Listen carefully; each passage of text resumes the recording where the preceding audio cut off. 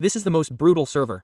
Killing increases your maximum health, but dying costs you a star. If you lose all your stars, you get banned. I only have 4 stars left and I fell into someone's trap, so I'm about to get banned. As for how I ended up in such a miserable state, we need to rewind the timeline a bit. When I first joined the new server, the new season was about to begin, and everyone was gathering and preparing to fight, but I was still sleeping soundly in bed, which caused me to fall behind everyone else from the start. On this server, everyone looked at me like I was a walking target. I didn't know who to trust, so I could only develop stealthily on my own. I randomly found a cave to mine in, thinking the feng shui was good, but then I encountered a cave spider that immediately bit me, and I lost my first life within minutes. Now I only have 9 stars left, and I also lost all my resources. I could only reluctantly start over. Although the start was rough, I couldn't give up. As long as I crafted a set of iron armor, I wouldn't have to live so miserably. But then something went wrong again in the mine. A creeper got right in my face and gave me a loving embrace, almost killing me on the spot. Just when my equipment was finally getting better, I encountered a lone spider. I luckily managed to kill it, but then a sneaky spider ambushed me, and I died again. It was so miserable. Fortunately, a kind team passed by and saw my pitiful state and asked if I needed help. They even made a set of iron armor for me.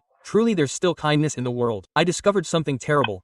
I've already dropped to 8 stars. If I lose another star, I'll be completely banned. I need to quickly mine some diamonds and make diamond armor so I won't be easily killed. Just now, I made another stupid mistake with my equipment. I tried to do a cool water landing, but accidentally landed on my foot and broke it. Great. Now I only have 7 hearts left. And that's not all. I just got my equipment back when I encountered a witch throwing poison potions. I dug a hole to hide, but then I ran into another player who ambushed me. Now I only have 6 hearts left. I need to come up with a plan quickly. The big players all have their secret bases, so I need to build a hiding place too. The entrance must be extremely hidden. I'll choose this ordinary tree. After all, who would think there's a base inside a tree? This is what you call the safest place is the most dangerous place. Jumping into the tree hole, there's a whole other world inside. After building the base, I need to enchant my equipment. I'll set up all the bookshelves and finally place the enchanting table. There also needs to be villagers in the base. Although these guys are annoying, they are very useful. I pushed the boat down my water slide, and the villagers were having a blast. This is called forced employment. I was lucky enough to get a mending enchantment book, which is a great item. After settling the villagers, I went mining again, but my luck was really bad. My shield couldn't block the creeper's explosion, and the journey back to the base was also fraught with difficulties. Just as I was about to chop down a tree to return to the base, I was blown up again by a creeper. Dying twice in a row, my mentality is about to collapse. I only have 4 hearts left, and I'm completely numb. I can only stay in the base for now. After painstakingly getting back my diamond armor, I was wandering around the server when a player named Cratch suddenly said he had a present for me. This huge red and yellow box looks very much like the airdrop in Fortnite. He said there were good things inside. I didn't think I had offended him, so maybe there really was a gift. The room looked empty, not like there were any traps. But as soon as I opened the box, the piston suddenly activated, and the ground beneath me gave way. I fell into a TNT trap. I tried to escape with commands but couldn't. The TNT exploded, and I was killed again. Now I only have 3 hearts left. My current health can't even withstand a single attack. I'm getting closer and closer to being banned. I basically don't dare to go out anymore because I'm as fragile as paper. Until one day, someone posted in the world chat asking who had experience repairing books. I happened to have the resources, so I quickly contacted him to make a deal. 10 repair books for 1 precious heart. It sounded like a good deal. But there was a big problem. Each repair book cost 20 emeralds, and I needed 3 of them. I was completely broke. My pockets were empty. To get so many emeralds in a short time, I could only rely on the rich guy, Radis. He had a huge emerald farm, and he definitely had plenty to spare. I decided to borrow some emeralds from him. This is what you call Jeff's desperate gamble. I prepared to sneak into his base stealthily, but Radis suddenly came online. Now I had to be extra careful, because 3 emeralds wasn't enough. I started searching from the first underground level. The sound of the chests opening and closing was jarringly loud. I hope he wasn't nearby, otherwise, if I was discovered, I'd be finished. I searched several chests but didn't find any emeralds. I guessed he hadn't put them on this level. I decided to take the water elevator to a deeper level. Here, I saw his farm, and I felt like I was close to the emeralds. I also saw his name tag. Damn, he was guarding it. What should I do? Whatever, live or die, a man's gotta do what a man's gotta do. I took a deep breath and cautiously moved forward, my footsteps almost inaudible, my heart pounding in my chest. Close call. I almost ran into him. Radis didn't seem to notice my presence and was still focused on tending his farm. It was this little detour that accidentally led me to his warehouse. The outermost warehouse was full of pumpkins. It wasn't here. While observing Radis's movements, I slowly moved my feet and came to a deeper warehouse. This guy was really rich. The chests were piled with over 100 emerald blocks. Leave a little for later, so we can meet again another day. I didn't take them in stacks, but only took the 3 stacks I needed. And it was this decision that saved my life. Just as I finished grabbing the emeralds, Radis came downstairs. My heart leapt into my throat. I noticed he didn't see me, so I prepared to sneak away. Suddenly, he turned around, and I immediately ran for my life. Although I'm an expert at escaping, this was his base, and he was much more familiar with it than I was. He quickly caught me, but instead of attacking directly, he connected to my voice chat. I quickly started begging for mercy, explaining that I only took a little, just 2 stacks of emeralds, and that it was for survival.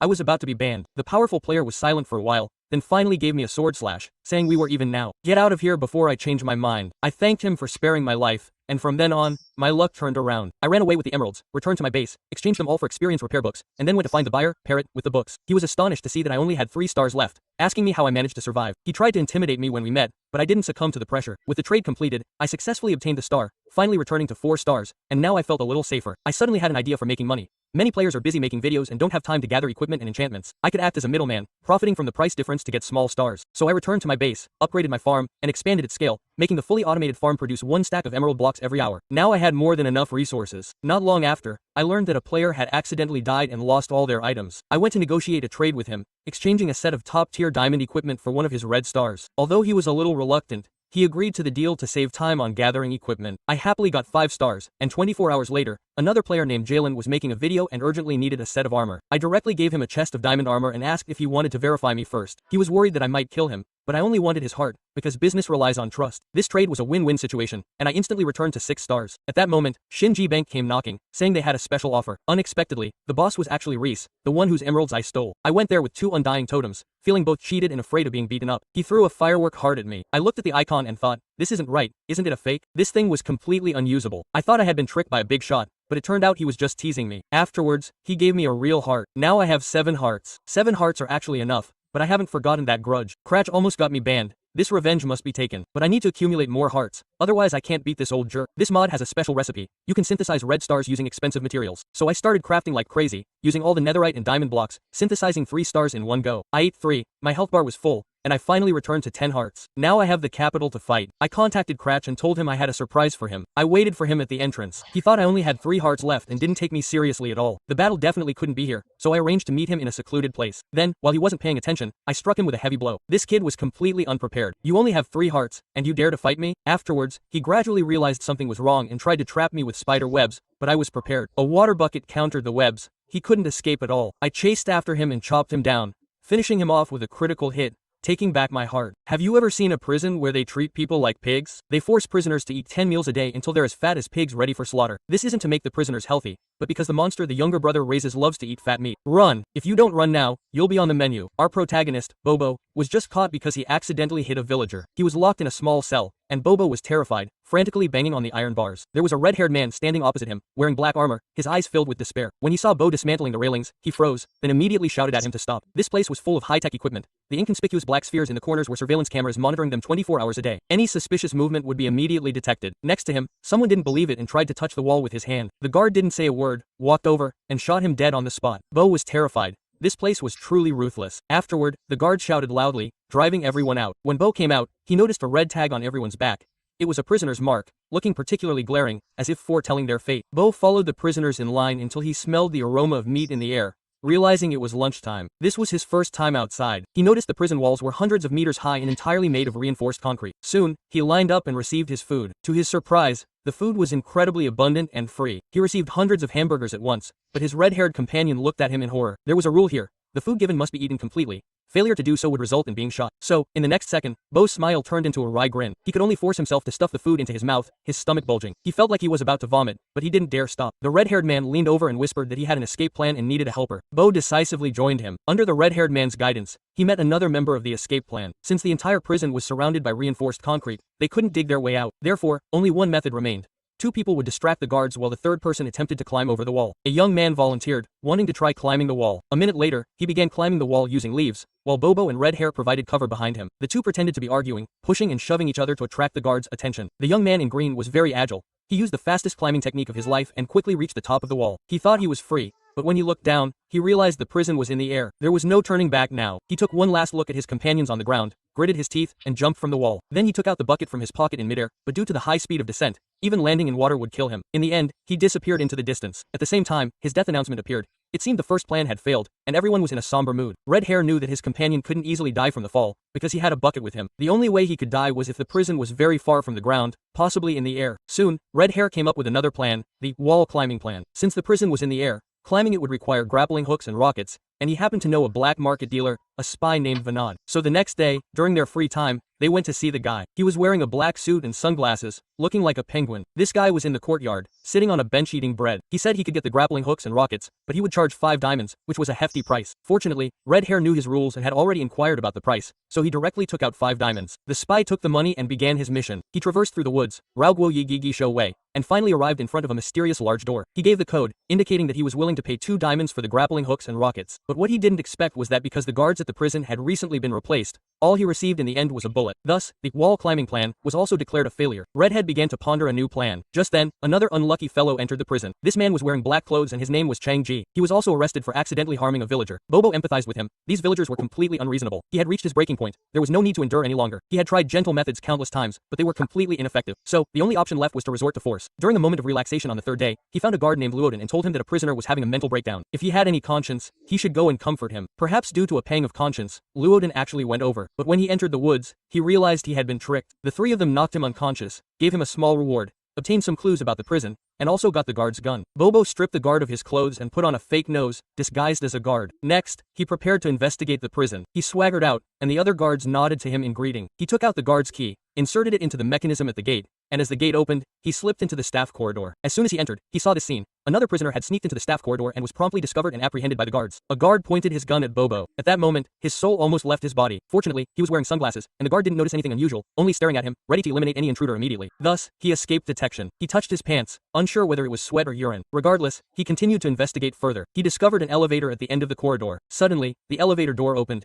and a villager pushing a cart full of vegetables and watermelons emerged. It was impossible for this sky prison to produce these things, so the elevator most likely connected to the ground. He wanted to go in and investigate, but found that it required a password. Just as he was about to try, the villager returned with an empty cart. Bob immediately said, "You go first." The villager didn't hesitate, and entered the password right in front of him. Unexpectedly, it was 1234. What a stupid password. Bob memorized it and was about to go back and share the information with his companions when he encountered a giant villager around the corner. It turned out to be the warden. He mistook Bob for his subordinate, asking him why he was late and telling him to hurry back for the meeting. Bob casually made up an excuse and followed the warden to the office. As soon as the warden entered, he turned on a large screen, abandoning the PowerPoint presentation. On the screen was a huge white skull, incredibly terrifying. The boss proudly said, "This is our ultimate goal.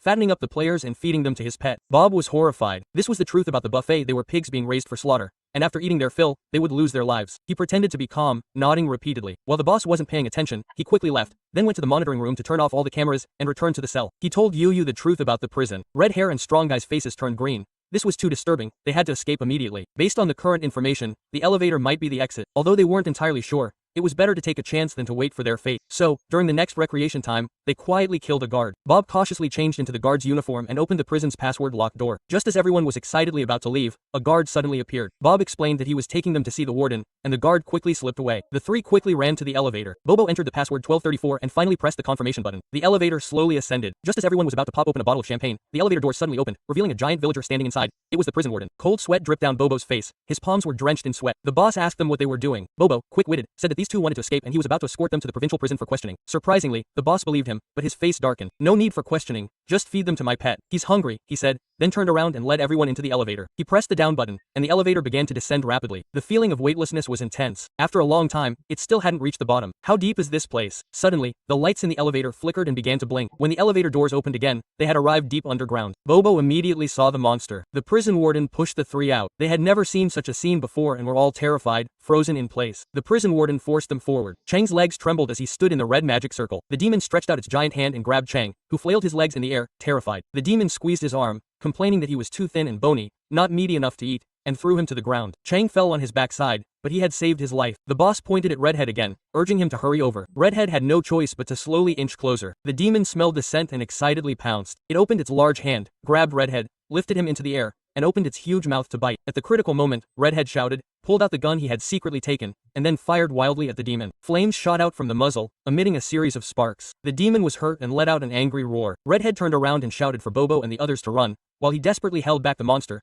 sacrificing his life to buy them time. With tears in their eyes, they pressed the elevator button with trembling fingers, suppressing the monster. Redhead turned and took the control panel with him. The elevator slowly ascended, and Redhead and his teammates said their final farewells. 10 minutes later, Bobo and Changji arrived on the surface. Sunlight shone on their faces. They had survived. But Bobo knew clearly that the real prison wasn't necessarily underground. When the rules determined who should be fed and who should be devoured, freedom might only mean being allowed to live a little longer. And was there really only one demon? Perhaps at this moment, countless more demons were lurking. I found 8 hunters blocking my door. They wanted me to take off my armor and obey their orders, otherwise they would unleash 5 wither skeletons. Helpless, I had to comply, following the leader of the hunters, constantly looking back to prevent them from acting dishonestly. But suddenly my body began to fall. After landing, I noticed pressure plates under my feet. Don't try to loosen them, otherwise those things in the dispenser will fire, you know. Let's go, ignore him. As a master of mechanisms, I know exactly what will happen if I leave the plates. The first thing to do is to make a workbench. With a workbench, my thoughts became more active. Perhaps I could use blocks to replace myself. First, put the wool in the corner of the wall. 3, 2, 1. Throw the wool first, then release my foot. Success. The dispenser wasn't activated, and I didn't seem to have enough blocks to build my way up and out. The wool blocks were about to disappear in 40 seconds, which meant I didn't have much time to escape. I used up all the blocks I had, but I was still 6 meters away from the dispenser. I only had 20 seconds left. Wait, I still have 16 clay balls. I can craft them into clay blocks and use them up too. Now I can barely reach the dispenser. The moment I took out the last TNT block, the wool blocks disappeared. I hoped these 8 TNT blocks would help me build my way out,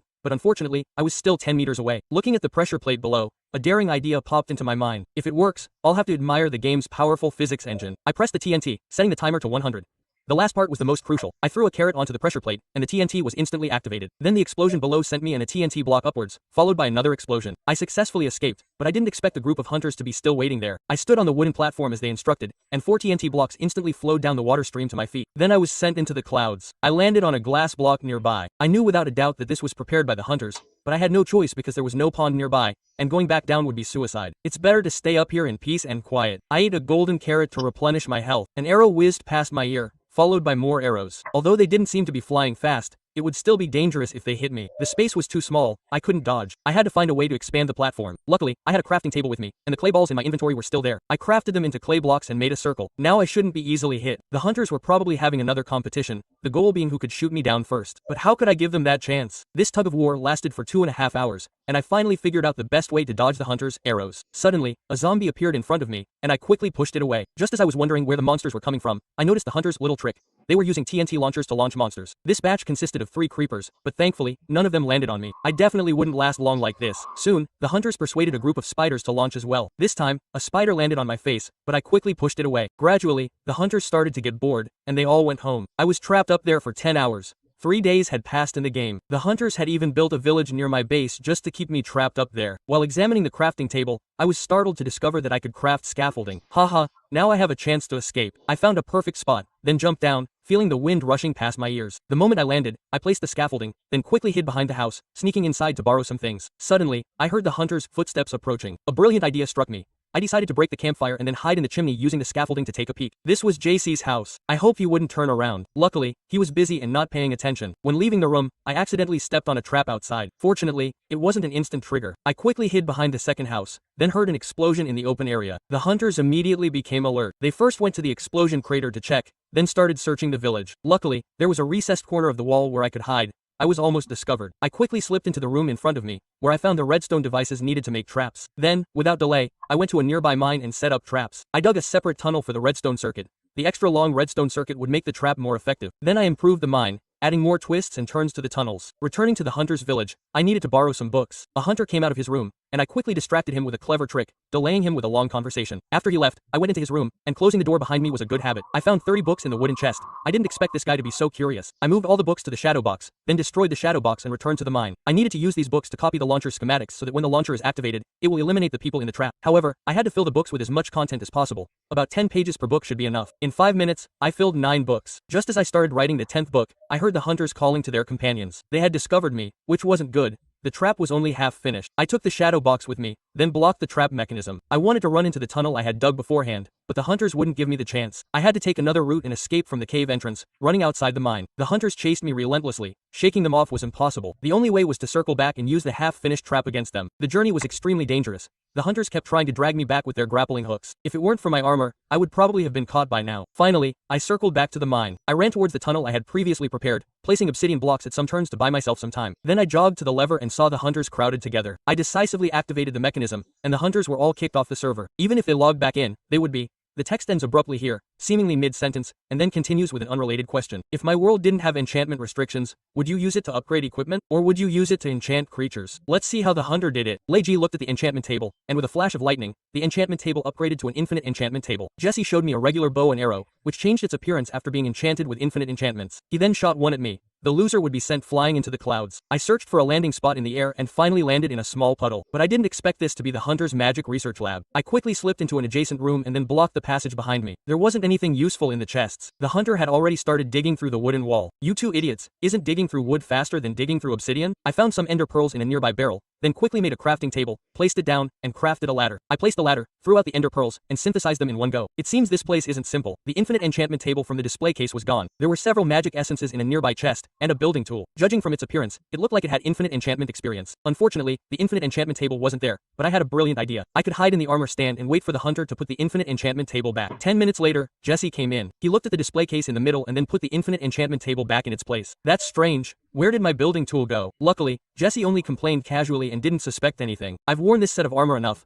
Let me see which one to change into. Grandpa, aren't there enough armor sets for you to wear? I hope you wouldn't target the set I was hiding in, but my worst fears came true. Isn't this lightning? Haha, I'm here to serve you, don't overthink it. Thank you so much. This is my revenge. And just like that, I fell into Jess's trap. Below were 20 lightning creepers, 10 meters above me. This wasn't good. I could only watch myself slowly descend. What could I do? Maybe I could try this building tool. I aimed it at the obsidian wall, and pressing the left mouse button continuously generated the same blocks. Then I landed on the obsidian platform, successfully escaping danger. Hehe, the creeper must be frantic. He didn't expect you to steal his building weapon. Very good. But what if I release lava? How will you deal with that then? With that, a lava waterfall appeared above my head. I went to the obsidian platform near the corner of the wall, then generated a pile of obsidian to surround me. Using the squeezing mechanism, I successfully reached another room. This place looks like a farm. The crops are ripe. We can start working. Am I this unlucky? There are hunters following me everywhere I go. They'll be here soon. What should I do? Here they come. I hid in the irrigation ditch behind me, hoping the hunters would be quick, otherwise I'll drown. The annoying thing is, the hunters are singing a song about running away while harvesting and selling the crops. Helplessly, I had to use steak to replenish my health. I can't hold it in anymore. I have to come out. Just as I got ashore, Jesse came. Reggie disappeared again just now.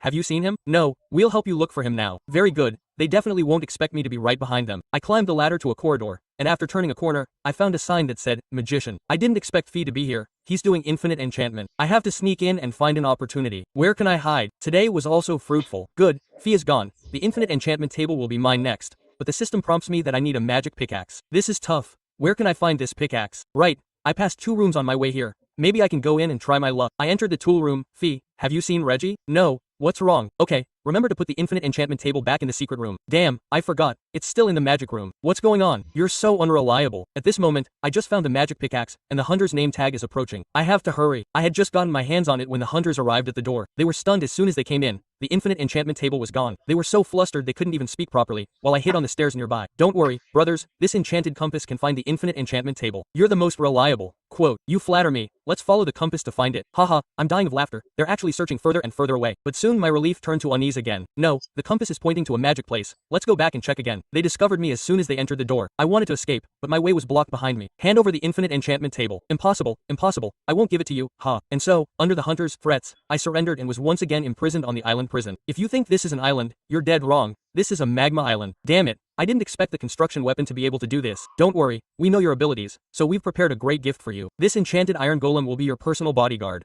Quote, hehe, this thing doesn't look like a good guy. I didn't expect the hunters to have so many tricks up their sleeves. The enchanted iron golem is just the tip of the iceberg of our plan. That's right, we're going to enchant the ender dragon. Shut up, don't reveal our secrets. What difference does it make telling him anyway? He can't do anything. Quote, with that, the hunters left, leaving me alone here to ponder. Luckily, I managed to snatch some things earlier. The enchanted iron golem stared at me intently, as if trying to kill me with its eyes. I felt uneasy under its gaze, and could only avoid looking at it. I have a piece of warped soil and bone meal. Perhaps I can use it to plant a warped sapling. Great, I have a sapling. Now I just need to wait for it to grow and I'll have logs. 10 minutes later, I started collecting logs, and finally got 28 planks. It's still there, not moving at all. Is it just a fake? I started building a bridge towards the enchanted iron golem. I was almost finished. Just a few more blocks to go, but suddenly I was thrown into the air by a pair of large hands. When did he appear? I jumped, almost getting sent to my demise. After experiencing his power, I didn't dare build the bridge anymore, and returned to the island along the wooden bridge. I still have a crafting table in my inventory. Maybe I can craft an ender chest. I forgot what's inside. Hopefully it'll be useful. Great, I actually have a fire resistance potion. I can drink the potion and swim to the shore. Okay, let's do it. I jumped into the lava sea and swam towards the shore, but when I reached the shore, I found that it was covered with transparent barrier blocks. The potion only had 25 seconds left. I couldn't delay any longer. I had to go back. I didn't expect the building weapon to also place barrier blocks. That's really sneaky. I went down to the island and placed wooden planks to make a ladder. My body was burning. I ate some food to recover. My health was down to 1 heart at its lowest point.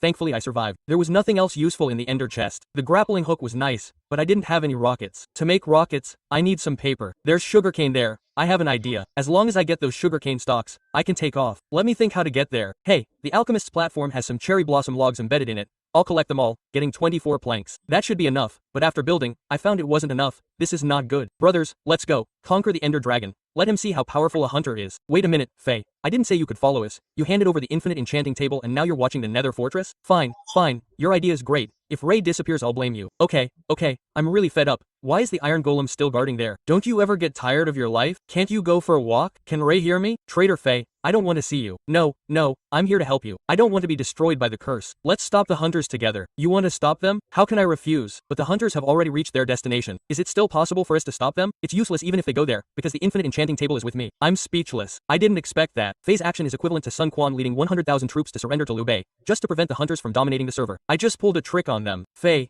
you're really a talent. Don't be happy too soon. We still need some magic essence. There's some in that cave over there. Faye, take me there. Then he told me that there are 2 nightmare level levels inside. Entering will put us in adventure mode, unable to break blocks. Only by reaching the secret room at the end can we get the magic essence. Stand on the pressure plate to open the secret room door. Then we jump down and arrive at the first level. Iron spikes constantly fall from above, and these iron spikes are not regular. The landing points are different every time. I didn't expect the first level to be so difficult. Press the button, and a block pops out for us to stand on. Dodge the falling iron spikes, master the rhythm of the rapid danshi, springing, movement, and then we leap forward. The iron spikes fall again. Faye didn't dodge this one. His health is down to only 1 heart. After the iron spikes fall, we quickly cross the 3 suspended small boats and successfully complete the first level. Both Faye and I were full of confidence, but when I saw the next level, I was stunned. Why are there so many TNTs? And I also got the jump boost effect. Here's a power-up for you. If the TNT explodes, we'll just give up. Faye is so thorough in his considerations. Touching those red lasers will ignite the celestial body, so we must be careful. We cross the first laser, then jump diagonally over the second. With the effect of the jumping potion, we might overshoot if we're not careful, so we have to move like crabs. Then a 2-meter high laser appears. We can barely avoid it by crouching. Finally, we reach the last 2 lasers. We're dumbfounded. They are set at 1 and 3 meters high respectively. Our height is 1.8 meters, leaving only a 20-centimeter margin of error. This is clearly impossible. The magic essence is in the river ahead. Faye rushes straight through, charging forward. He grabs the magic essence and eats it, and at the moment of the explosion, we escape. At this point, the hunters have also found this place. Faye gives me the infinite enchantment table and tells me to give it to Mo Ying's parents. He'll distract the hunters. If you want the infinite enchantment table, come find me. Is Faye trying to sacrifice himself again? I won't give him that chance. I'll complete the task as quickly as possible. I arrive at the Mo Di fortress and jump into the portal. As soon as I entered, I almost got hit by a dragon. If it had hit me, Faye's efforts would have been in vain. I head straight for the central Mo Ying dragon's lair, placing the infinite enchantment table on top of the pillar,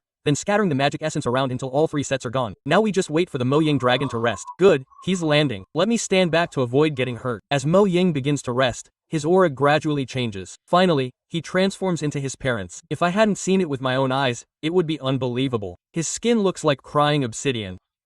I ride on him, feeling his speed and power. At this time, Faye has also escaped to Mo Di. The hunters are fully armed and furious. Seeing me riding Mo Ying, they immediately attack. I easily subdue the hunters and they tell me to lie in the coffin behind me. Otherwise they'll kill me. Hearing this, I have no choice but to comply. But once inside, I realize things aren't simple. I can't fight inside. Opening these trapdoors is shrinking the boundaries. In 10 minutes, you'll be crushed by the shrinking space. I tried all the trapdoors, but I couldn't open them from the inside. Let's see what's in my backpack that can help me escape. The Shadow Pearl and the Ender Pearl, these 2 together are a winning combination. I aimed the Shadow Pearl at the corner, and then, the teleportation failed. A shadow entity behind me even dared to laugh at me. I'm so helpless in this situation. Fortunately, I still have an Ender Pearl. After making it eat the pearl, I'm still inside the coffin. The probability of teleporting in place is only 5%, and I actually hit it. It seems I'm really unlucky. Carefully, I found that I not only couldn't open the trapdoor, but I couldn't even mine it away. I can only try the crafting table. Suddenly, I noticed that I was affected by the mining fatigue effect. There must be a mechanism down there. I crafted a TNT block, placed it behind me, then made a fire charge, ignited the TNT, and turned around to dodge. I hope I can survive. But after the explosion, the coffin was still intact. I don't understand.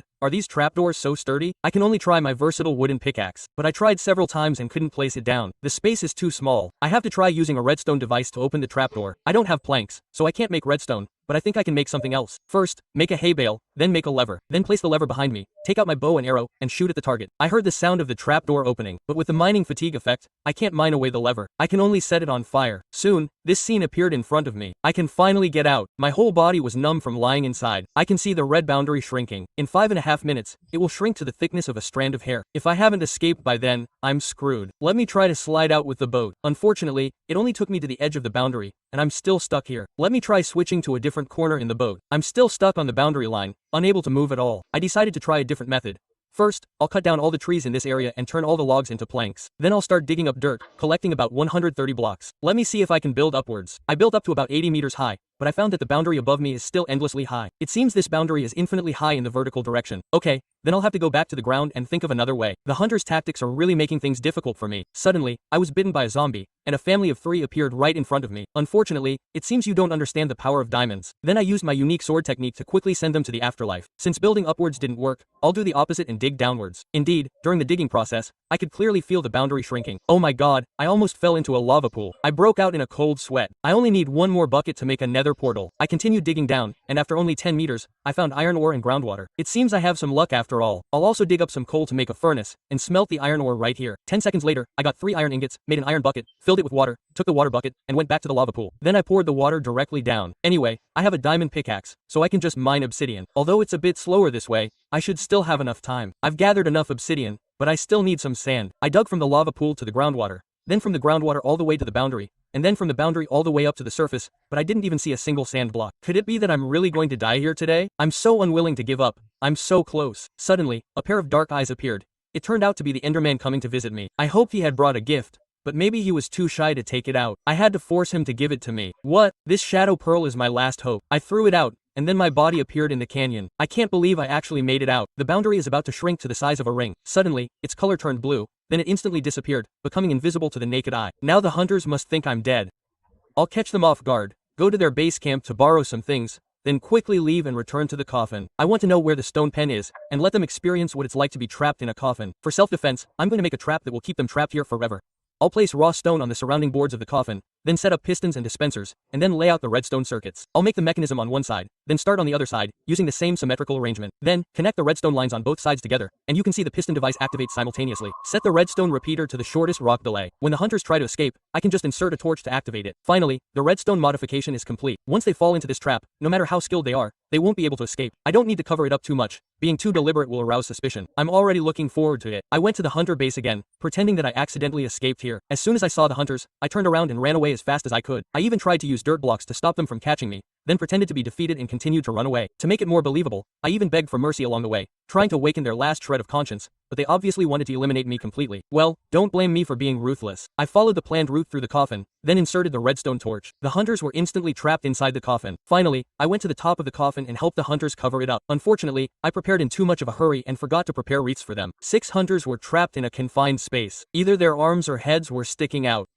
I helped them dig away the surrounding ore, and then covered them with dirt to wake them up. Your NC skill level has increased by 100 classes. Evenem has become your little brother, begging to team up with you to play Bed Wars. You reluctantly agreed. In the first game, you and DJM defended together. Facing the enemy's attack, you and Dream had a clear division of labor. You blocked the bed and threw a fire egg, instantly eliminating 3 members of the enemy team. The best defense is offense. In front of you was the white team's base. You launched 2 fire eggs towards them, realizing they had already arrived. Without further ado, you placed ignited TNT in the air because you knew J-Dream would block their movements. Therefore, the white team was easily eliminated. You then destroyed their bed and threw a fire egg, taking off into the air. During the bridge crossing, you placed a TNT block. Dream calculated the time and placed it down, thus eliminating the white team again. Next to this base was the blue team's base. You arrived before the blue team with incredibly fast reflexes. You destroyed their bed in front of them. Jay had already started placing turrets with his left hand. You threw an ender pearl behind them, then blocked their path with blocks. Soon, they were killed by the large cannon behind them. To prevent other teams from targeting your bed, you had to eliminate them one by one. Next was the yellow team. On the surface, you distracted them on the bridge, while secretly waiting for the cannon to fire. This way, the yellow team was also taken down. They would soon respawn, so you used the safest method to destroy their bed. After destroying the bed, they did indeed respawn. You saw them watching from a high place, so you showed off your skills again,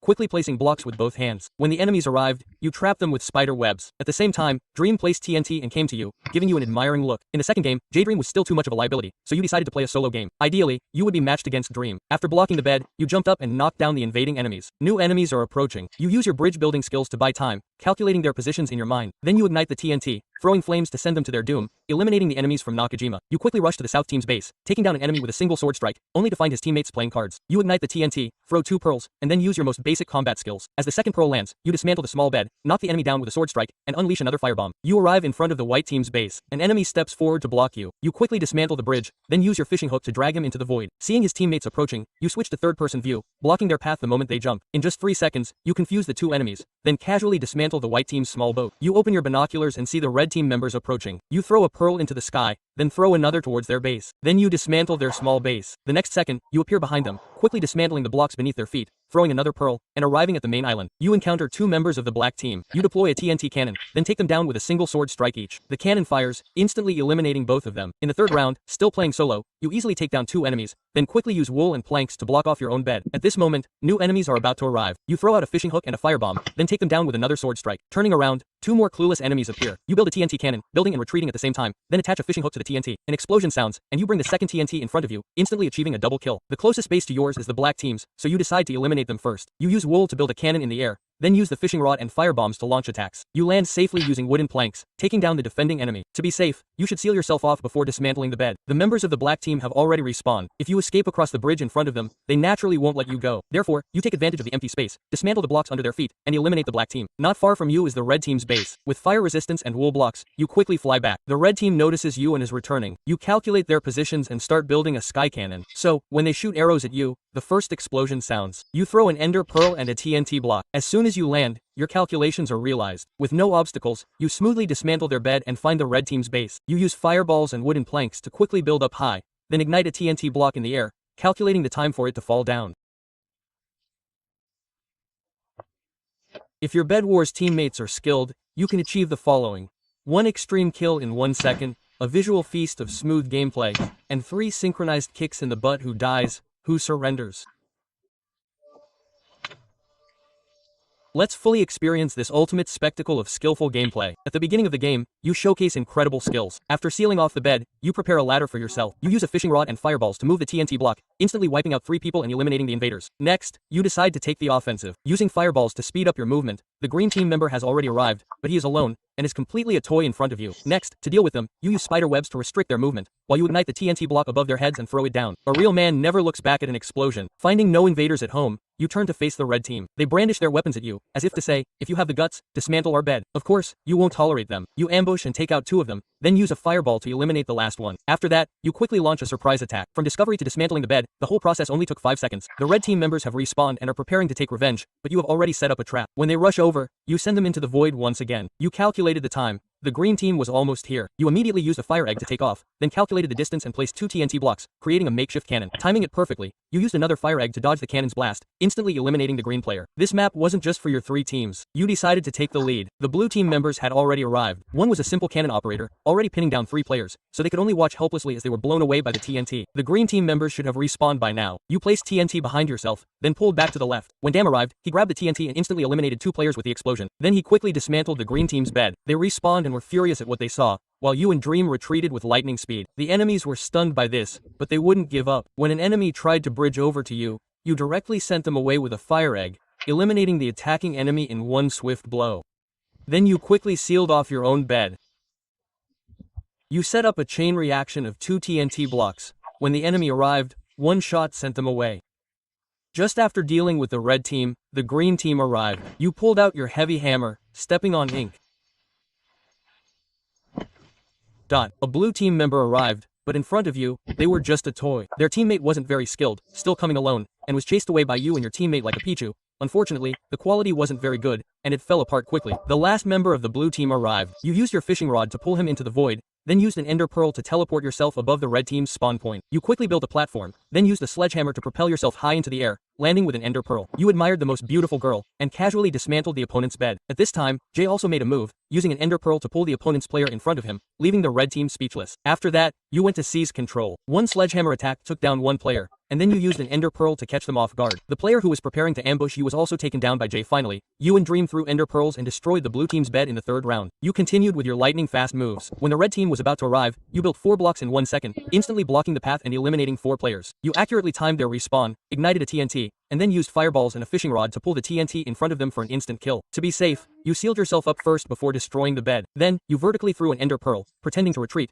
and were accidentally shot down by the opponent. The next second, the ender pearl landed, giving them each a kick, sending them all off the cliff, eliminating the red team. Next, it was time to deal with the green team. You used blocks and fireballs to quickly move forward. When you reached the central area, you encountered a green team member, knocked him back with 2 sword swings, then sealed him up and threw TNT at him. At this time, his teammates also arrived. You skillfully used teleportation and a fishing rod to eliminate the opponents again. Meanwhile, the blue team members were rushing towards you. You threw an ender pearl to land on top of them, then ignited a TNT and placed it down. In the last last second, you pulled the TNT up, eliminating 4 players instantly. You had no time to relax, because the green team members had already respawned. You landed and gave them each a kick, then used fireballs and ender pearls to eliminate the remaining 2 players with 2 sword swings, and casually destroyed their bed. As for the other 2, you sent them each a fireball.